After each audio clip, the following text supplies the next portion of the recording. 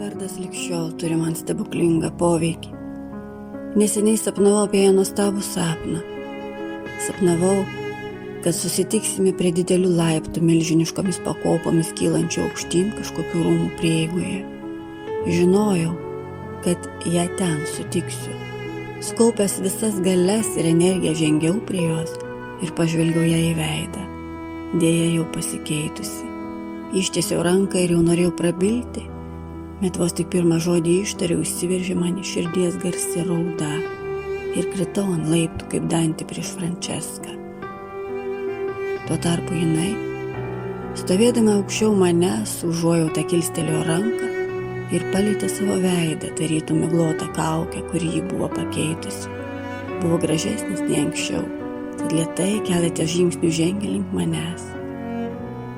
Paskui palengva pradėjo kilti pakopomis aukštyn. Girdėjau jo žingsnių aidą vis labiau slopstantį, kol galiausiai nutilo visiškai. Tik tas gestas, kuriuo ji nubraukė nuo veido visą metų ir rūpesčių naštą, buvo kerinčio grožio.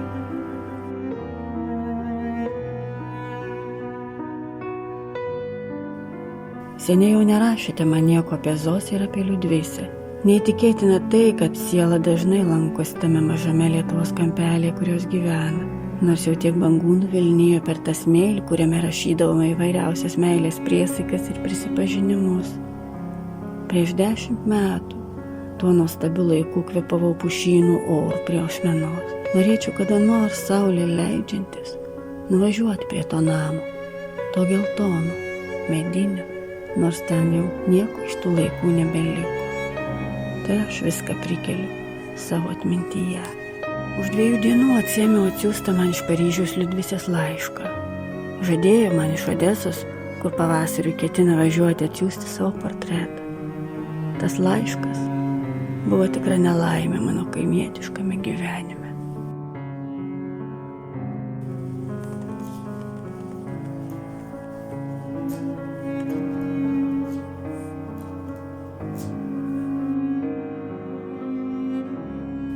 Nori, mama, kad tau atsiųsčiau kopiją Liudvisės laiško?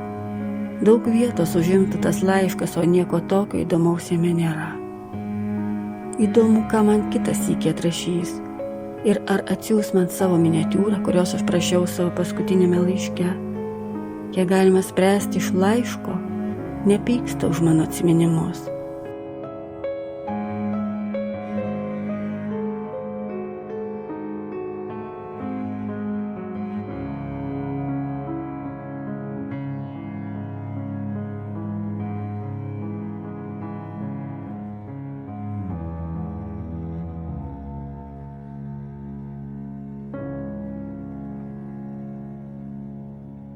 Tuo metu atnešė man laišką.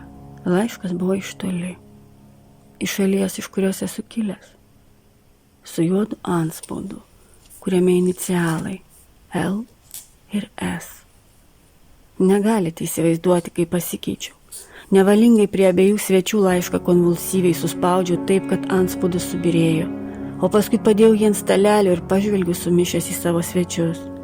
Suprato mane ir išėjo. Tuoj pat atplėšiau laišką.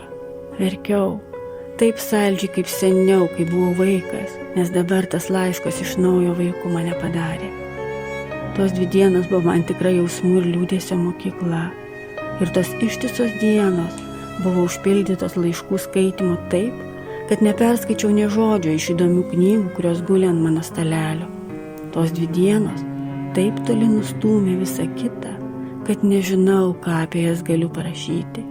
Siunčiu laišką Liudvisei. Tai bus paskutinis. Ir jau užtenka to.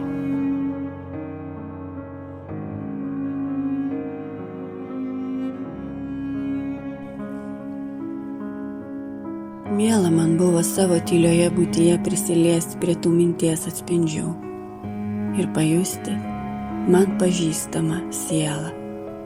Jūsų poezija, kaip seno bičiulio, ne kaip knygos, man priimtina. Ir liks su manimi, kol aš kentėsiu šioje žemėje. Nuoširdžiai, Liudvika Snedecka.